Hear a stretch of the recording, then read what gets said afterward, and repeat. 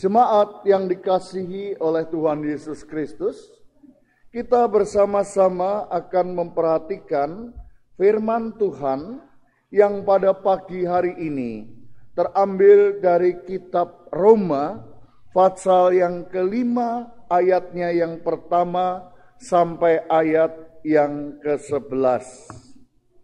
Roma pasal 5 ayat yang pertama sampai ayat yang ke-11. Dan Bapak Ibu, saudara-saudari, saya mengundang Bapak Ibu dan saudara-saudari bersama-sama dengan saya secara bergantian membaca firman Tuhan ini. Bagi Bapak Ibu yang membawa Alkitab, saudara-saudari yang bawa Alkitab, saya undang untuk membaca bagian yang genap. Saya akan membaca bagian yang ganjil. Kita akan memperhatikan Roma pasal 5 ayat yang pertama sampai ayat yang ke-11. Demikian firman Tuhan. Hasil pembenaran. Sebab itu kita yang dibenarkan karena iman, kita hidup dalam damai sejahtera dengan Allah oleh karena Tuhan kita Yesus Kristus.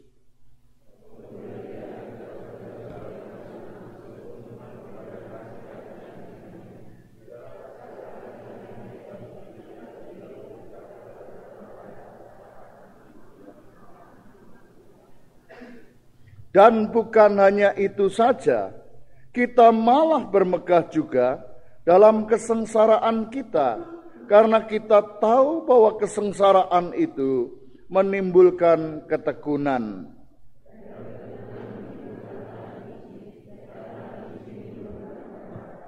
Dan pengharapan tidak mengecewakan, karena kasih Allah telah dicurahkan di dalam hati kita oleh Roh Kudus yang telah dikaruniakan kepada kita.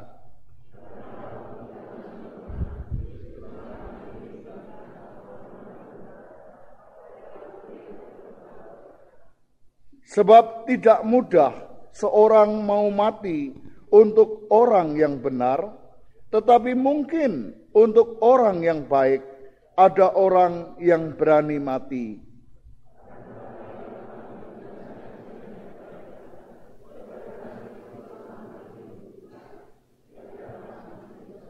Lebih-lebih karena kita sekarang telah dibenarkan oleh darahnya, kita pasti akan diselamatkan dari murka Allah.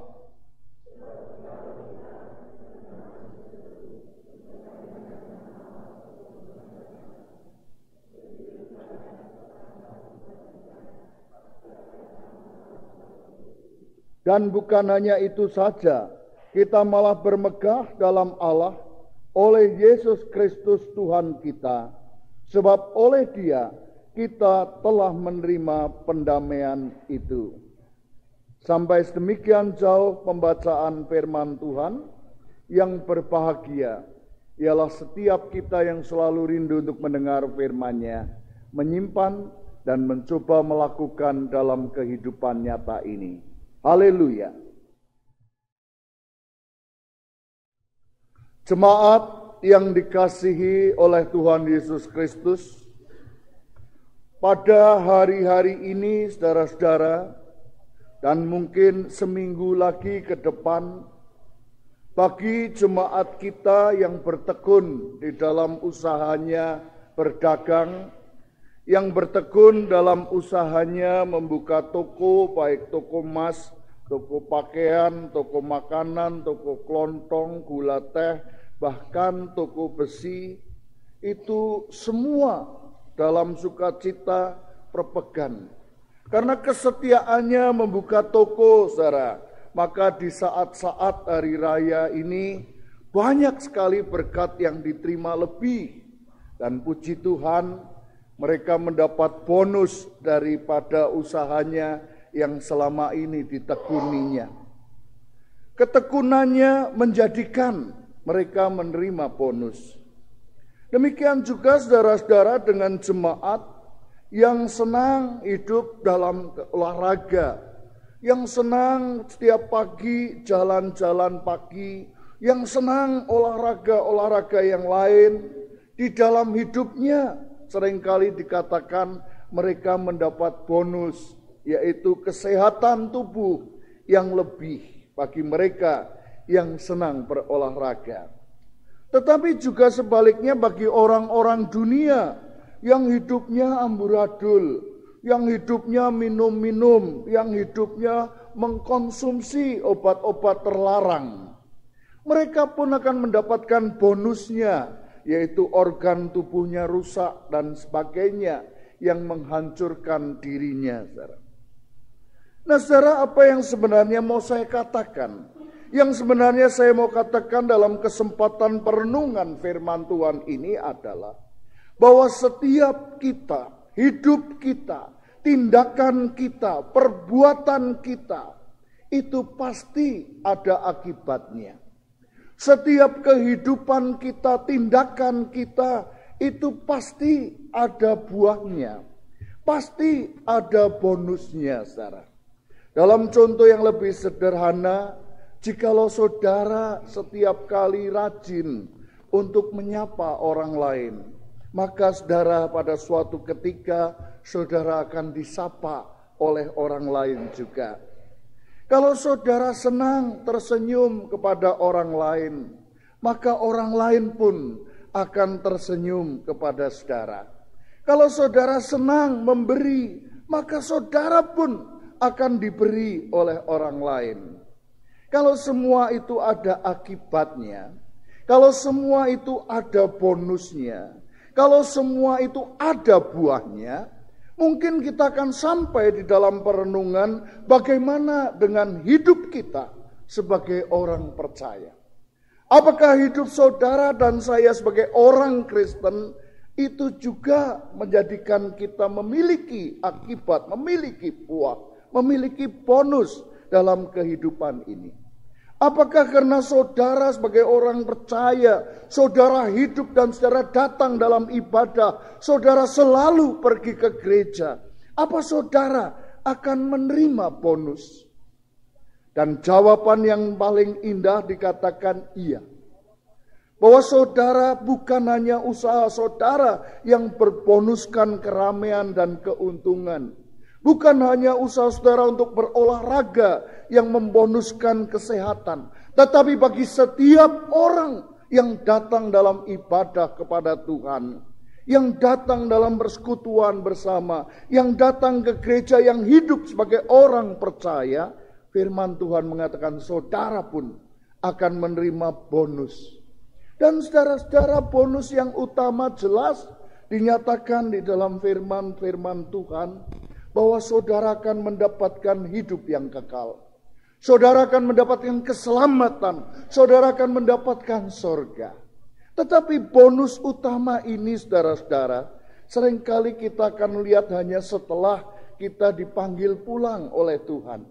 Bonus ini akan kita rasakan penuh ketika saudara dan saya dipanggil pulang oleh Tuhan. Tapi bagaimana dengan kehidupan saudara dan saya pada masa ini? Pada masa kita belum berhadap muka dengan Tuhan, pada saat Tuhan memanggil kita pulang. Saudara, di dalam firman Tuhan dari Roma 5 ayat 1 sampai 11. Di sana hamba Tuhan menyampaikan bahwa saudara akan menerima setidak-tidaknya 3 bonus, 3 perkara yang saudara akan terima sebagai orang percaya sebelum Tuhan memanggil saudara pulang ke rumah Tuhan nantinya. Dan ini yang seringkali kita lupa, saudara.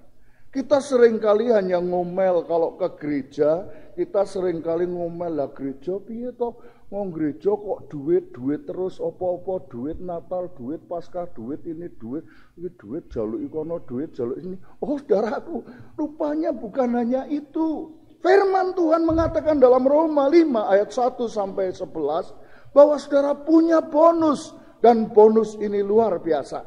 Pada pagi hari ini saya ajak saudara untuk melihat apa bonus yang Tuhan siapkan bagi orang yang mengikut Dia. Yang pertama dikatakan dalam ayat yang pertama Mereka akan hidup dalam damai sejahtera Allah. Apa artinya damai sejahtera, saudara?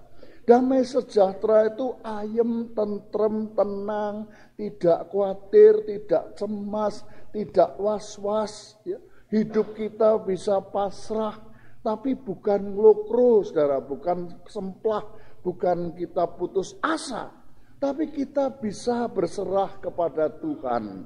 Itu adalah damai sejahtera. Dan ini yang terjadi.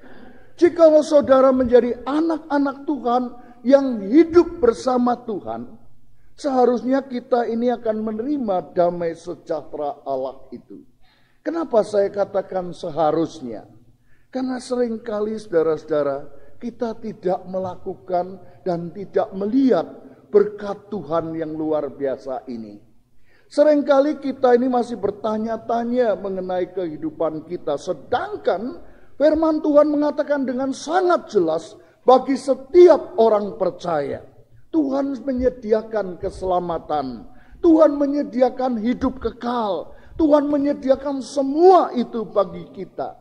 Dan itu merupakan jaminan yang seharusnya menjadikan kita ini bisa hidup di dalam penyerahan kepada Tuhan. Dan yang kedua, kenapa kita seharusnya menerima damai sejahtera? Karena kita seharusnya mengerti dan menerima betul bahwa Yesus Tuhan adalah Yesus yang hidup di dalam hati kita, yang hidup bersama kita. Dan Tuhan Yesus adalah Tuhan yang jauh lebih besar dari perkara-perkara yang kita hadapi, dari masalah yang kita hadapi. Saudara-saudara, ada sebuah pernyataan dalam bahasa Inggris yang menurut saya sangat indah untuk kita perhatikan di dalam bahasa aslinya ini.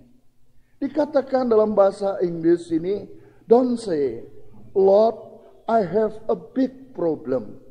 Jangan saudara pernah mengatakan, Tuhan, saya memiliki masalah-masalah yang besar. Jangan pernah katakan itu. Tapi katakan, but say, hi problem, I have a big Lord. Hai problem, hai masalah, saya punya Allah, Tuhan yang besar.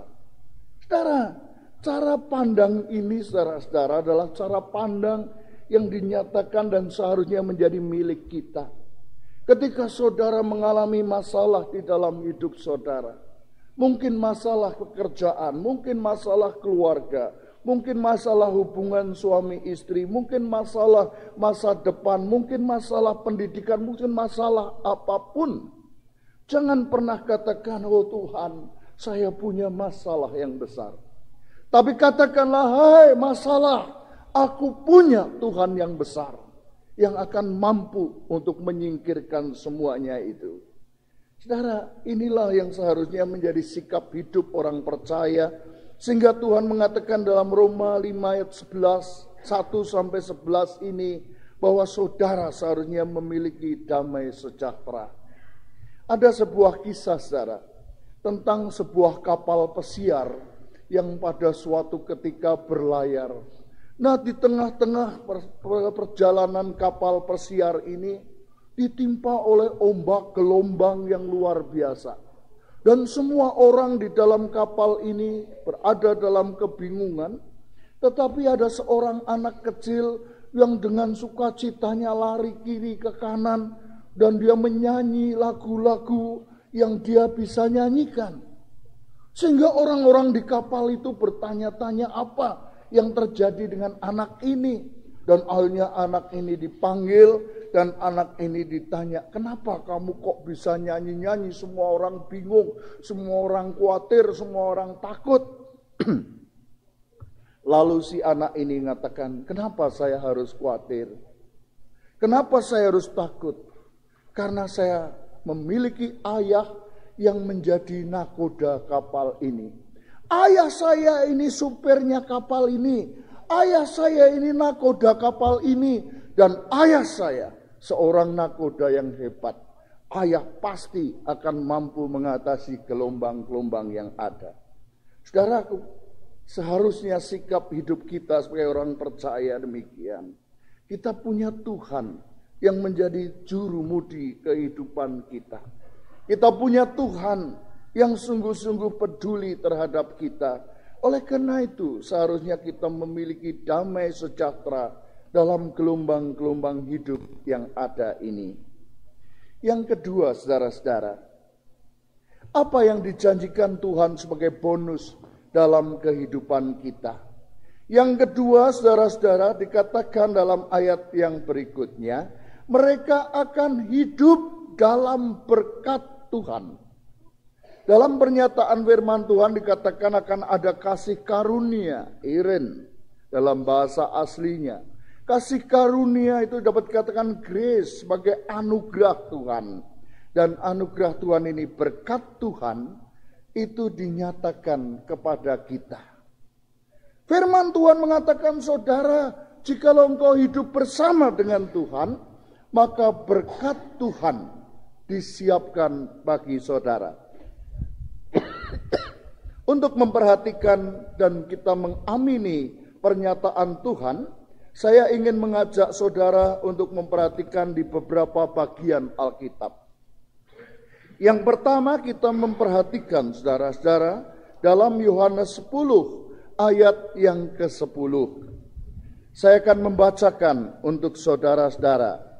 Demikian dinyatakan dalam firman Tuhan.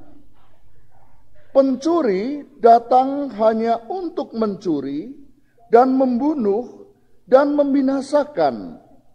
Aku, Tuhan, datang supaya mereka mempunyai hidup dan mempunyai dalam segala kelimpahan. Saudara, dalam firman Tuhan ini dibagi dua pernyataan. Bahwa Tuhan akan datang untuk memberi berkat, tetapi iblis akan datang untuk mencurinya. Apa yang dimaksudkan, saudara? Yang dimaksudkan, saudara-saudara, bahwa pencuri ini seringkali datang ke hati kita dan kemudian membicarakannya di dalam hati kita. Biasanya dalam wujud yang menimbulkan iri hati. Kita mungkin melihat, loh, saya kok usahanya begini, tapi orang lain itu loh, kok begitu cepatnya naik, sedangkan saya kok ya gini-gini tok. Sedangkan gini-gini tok itu, saudara, itu diberkati Tuhan, itu sudah limpah dengan berkat. Tetapi ketika kita melihat orang lain, iblis mengatakan, lihat orang lain lebih berhasil daripada kamu. Kamu batinya cuma dikit, orang lain banyak. Dan inilah yang dikatakan sebagai pencuri. Ada banyak orang juga yang kadang-kadang iri terhadap adiknya. Wong adiknya baru saja usaha begini, kok sudah berhasil, saya yang begini kok hasilnya cuma sedikit, atau pada kakaknya. Si iblis akan mengatakan, coba berkat Tuhan berbeda kamu dengan dia. Dan ini yang seringkali mencuri firman Tuhan itu. Kita menjadi lupa bahwa berkat Tuhan sudah dilimpahkan dalam hidup kita. Lalu hal yang lain yang dinyatakan dalam firman Tuhan, saudara, kita memperhatikan dalam 1 Korintus 2 ayat yang ke-9. Dalam 1 Korintus 2 ayat yang ke-9, saya akan bacakan juga untuk saudara, dinyatakan demikian. Apa yang tidak pernah dilihat oleh mata, dan tidak pernah didengar oleh telinga, dan yang tidak pernah timbul di dalam hati manusia, semua yang disediakan Allah untuk mereka yang mengasihi Dia. Untuk siapa, saudara? Untuk mereka yang mengasihi Dia. Di dalam firman Tuhan ini dikatakan, saudara, bahwa apa yang tidak pernah dilihat, tidak pernah didengar, yang tidak pernah dipikirkan, disediakan Allah untuk mereka yang mengasihi Dia. Disediakan oleh Allah perkara yang belum pernah kita pikirkan. Luar biasa. Kalau kita perhatikan lagi bagian yang lain, saudara.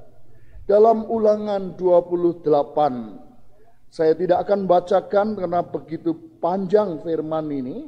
Di sana digambarkan mengenai berkat dan kutuk. Dikatakan saudara, jikalau saudara hidup bersama dengan Tuhan, jikalau saudara hidup bersama dengan Dia, dalam Ulangan 28 dikatakan, Tuhan, aku akan memerintahkan berkat-berkat kepadamu. Saudara, di sini saya mengutip kata yang luar biasa. Memerintahkan. Bukan Tuhan memberikan berkat, bukan. Tetapi Tuhan memerintahkan berkat kepadamu. Berarti berkat itu akan diutus Tuhan untuk datang dalam kehidupan kita. Yang terakhir dari janji Tuhan adalah Matius pasal 19. Matius pasal 19. Ayat yang ke-29.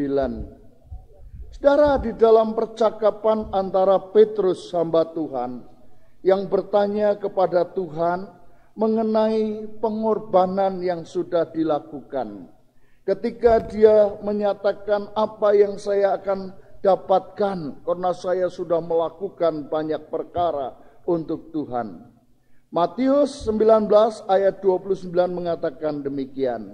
Dan setiap orang yang karena namaku meninggalkan rumahnya, saudaranya laki-laki, atau saudaranya perempuan, bapak atau ibunya, anak-anak atau ladangnya, akan menerima kembali 100 kali lipat dan akan memperoleh hidup yang kekal. Saudara, firman Tuhan ini luar biasa. Jikalau saudara berkorban untuk pekerjaan Tuhan, saudara harus meninggalkan pekerjaan saudara, saudara harus meninggalkan keluarga untuk sementara tidak bisa berkumpul untuk kepentingan dan untuk Tuhan.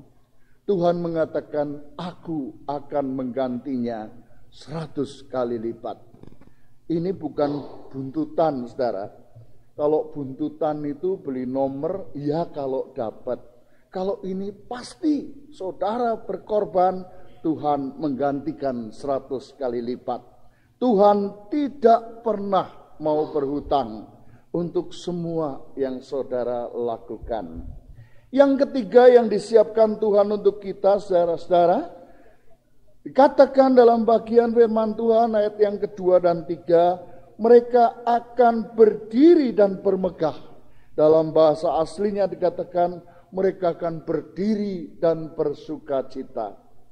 Saudara, inilah yang seringkali hilang dari banyak kehidupan orang percaya. Sukacita, saudara. Saya seringkali gambarkan, dan gambaran yang paling gampang itu biasanya kalau kita keluar dari gereja, saudara. Biasanya keluar dari gereja, pendeta dari mimbar itu sudah mulai siap-siap. Begitu turun dari mimbar, wajahnya yang tadinya serius mulai disetel dengan wajah senyum. Begitu ya. Lalu sudah keluar menerima ucapan selamat dari jemaat. Lalu pendeta bilang, selamat hari Minggu, Tuhan memberkati. Tapi yang terjadi di banyak jemaat, tapi di Muntilan enggak, saudara. Di banyak jemaat, itu jemaat kadang-kadang nyalami sambil merengut. Selamat hari Minggu, Tuhan memberkati. Saya pikir, perenguti tak bales lah kapok ya. Kalau selamat hari Minggu, Tuhan memberkati. Selamat hari Minggu juga, Tuhan memberkati. Lagi seru, nek tak balas ya. Tapi ndak pantas tuh, pendeta kok mbales. Nah itu saudara, kadang-kadang kalau pendeta ndak senyum, pendetanya jelei. Pendetanya kok ndak ramah. Tapi kalau jemaatnya ndak senyum, ya masalahnya banyak, bertumpuk-tumpuk, ya sulit toh untuk senyum. Nah saudara, ini yang seringkali ndak benar di dalam kehidupan ini. Belum lagi kita di dalam gereja kadang-kadang nyanyi, kesukaan yang dari Tuhan kesukaan yang dari Tuhan.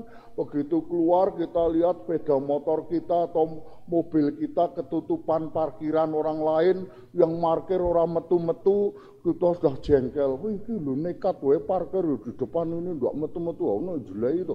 Nek nekan parkir di depan gini ya kudune ya piye carane wong kok jelek ngono. Lah, kadang-kadang sukacitanya hilang, Saudara.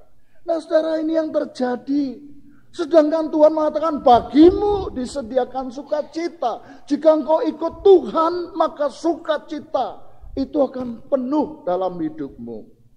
Nah, persoalannya, Saudara, kenapa kita tidak terima bonus yang 3 tadi? Kenapa kita tidak terima bonus di mana kita mulai damai, sejahtera, berkat dan sukacita yang dari Tuhan? Karena kita seringkali salah dalam menanggapi itu, Saudara. Oleh sebab itu yang pertama seharusnya kalau saudara mau menerima bonus yang dari Tuhan, yang pertama saudara-saudara, kita ini harus punya pengetahuan akan firman Tuhan. Saudara, ini kadang-kadang kita merasa cukup untuk hanya datang ke gereja. Kita sudah 30 tahun Pak jadi jemaat, jadi orang Kristen, iya. Tapi apakah pengetahuan kita ini bertambah, saudara? Harusnya kita rajin datang PA. Harusnya kita rajin datang dalam perenungan firman lain. Kenapa? Karena firman Tuhan mengatakan, saudara, di dalam Alkitab ini, saudara, 30.000 lebih janji-janji Tuhan. 30.000 lebih janji-janji Tuhan, saudara. Dinyatakan di dalam firman Tuhan ini. Lah kok kita tidak tahu kan dia rugi toh, saudara. Ya. Coba yang sering kali kita lakukan, ya baca firman Tuhan ini seperti surat cinta. Ya. Kalau kita dulu dapat surat cinta, pacar kita di Jakarta, kita di sini, wah ngirim surat dari sana, tiung. Nama kita mungkin apa diganti sayang. Yang apa kabarmu di Moon Island yang itu, muntilan-muntilan. Apa kabarmu? Bagaimana keadaanmu di muntilan? Apakah tape masih ada? Apakah jenang masih laris? Apakah semuanya masih baik? Saya menulis surat ini di bawah Tugu Monas. Karena saya ingin buktikan kokoh dan setinggi Tugu Monas. Cintaku padamu juga sama yang saya akan kembali ke muntilan.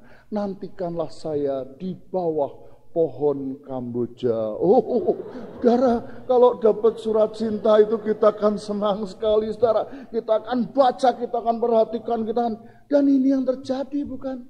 Surat cinta Tuhan kepada kita pun sama, saudaraku. Dia mengatakan, yang aku akan kembali kepadamu. Aku akan datang kepadamu, nantikan. Aku akan kembali dan memberikan sukacita yang penuh di dalam hidupmu. Saudara, apa saudara membaca firman Tuhan ini? Janji-janji Tuhan yang sedemikian banyak. Saudara mau hidup dalam kesulitan, dalam kekhawatiran, dalam ketakutan, dalam kebingungan, dalam ketakutan berkat. Sedangkan Tuhan di dalam firman-Nya menyatakan, aku akan memberkati kamu. Dan Tuhan tidak pernah berbohong untuk semua janji dan penyertaannya, saudara. Yang kedua, saudara, kenapa kita ini seringkali tidak menerima berkat dari Tuhan dalam wujud damai sejahtera, berkat dan sukacita? Karena kita seringkali hidup tanpa mengucap syukur. Kita ini tidak pernah mengucap syukur. Baru saja terima duit banyak, baru saja perpegan, baru saja dapat duit dari kita jualan ini, baru dapat duit dari maklaran, baru dapat duit dari gaji sebagai guru, sebagai tenaga karyawan, baru kita terima duit. Kita sudah ngomel, lah Tuhan, lah kok gur semene, lah kok sidik banget. Lah yo ngerti yo gimana karo tahun biyen kok luwih elek saiki kepiye to. Lho wong baru aja terima kok sudah ngomeli Tuhan, saudara. Mbok yo kita bersyukurlah.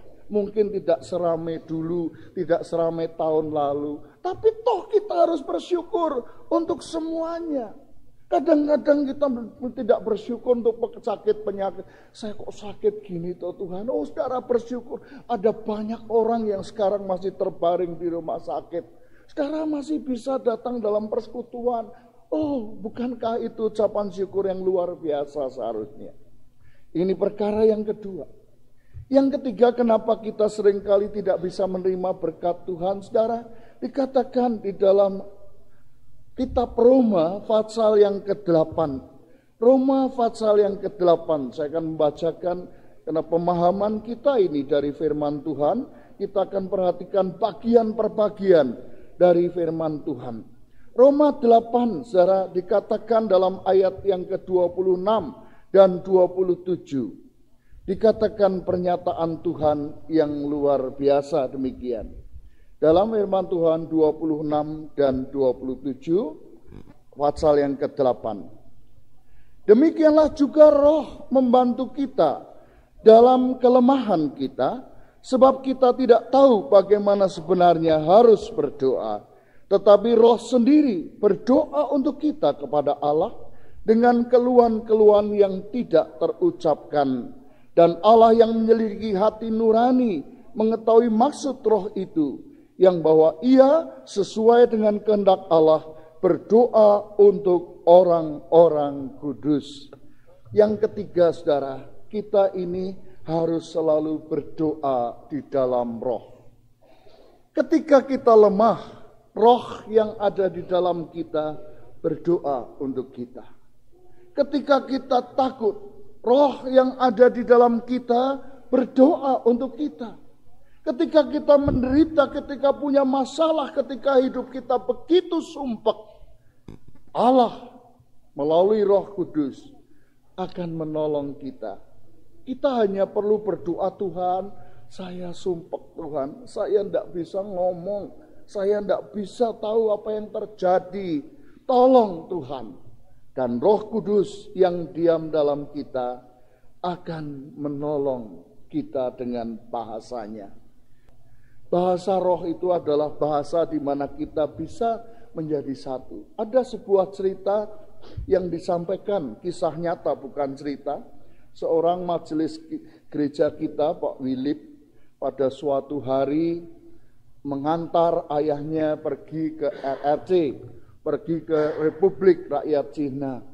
Dan di sana Pak Wilip menceritakan pada saya, belum atau tidak bisa bahasa di sana, bahasa China tidak bisa. Lalu apa yang terjadi pada hari Minggu, karena dia majelis tentunya dia datang dalam ibadah Minggu. Tapi dia menceritakan apa yang terjadi. Dalam ibadah dia tidak tahu apa-apa, saudara, karena bahasanya bahasa Cina, dia tidak bisa apa-apa. Cuman dia memperhatikan kalau pendetanya bilang, oh Yesus, Yesus, Tuhan Yesus itu ya.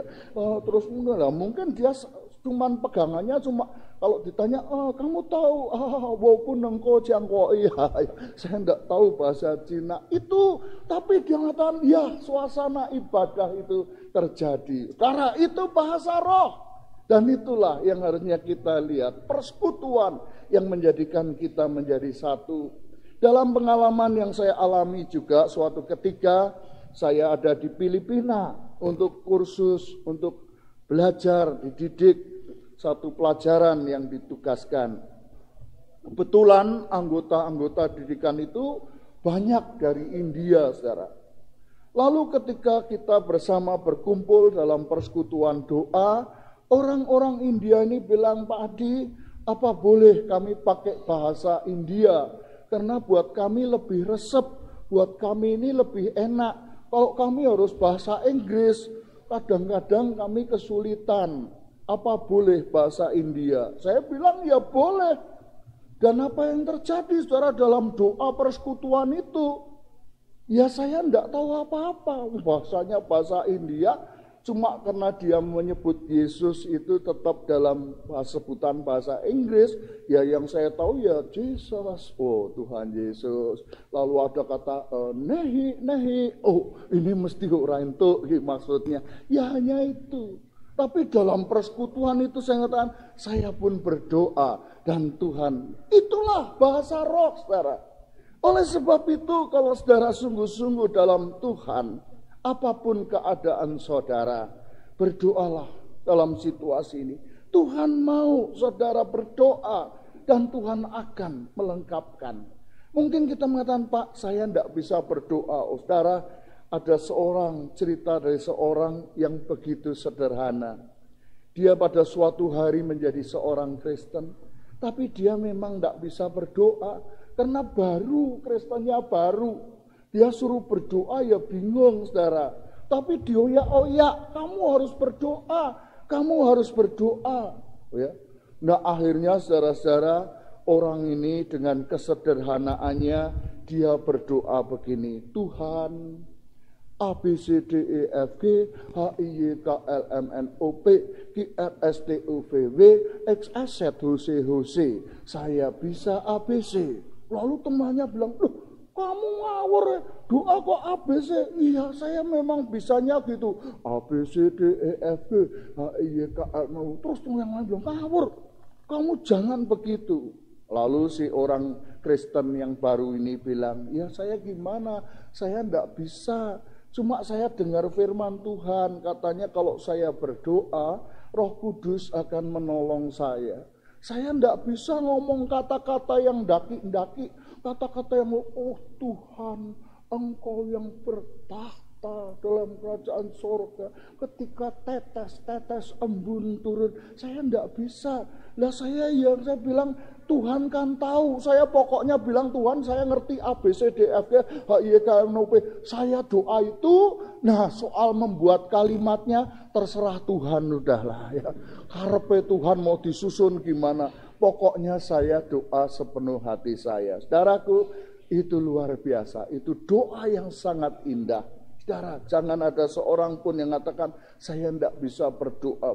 Oh saudara, lakukan saja. Saudara tutup mata dan bilang, Tuhan A, B, C, D, E, F, G, H, I, K, L, M, N, O, P, Q, R, S, T, U, V, W. Saya bisa ABC. Selanjutnya Tuhan akan lakukan. Jikalau saudara sungguh tidak bisa berdoa, dengan sepenuh hati saudara naikkan doa demikian, Tuhan akan berikan pertolongan yang luar biasa. Saudara mau? Amin.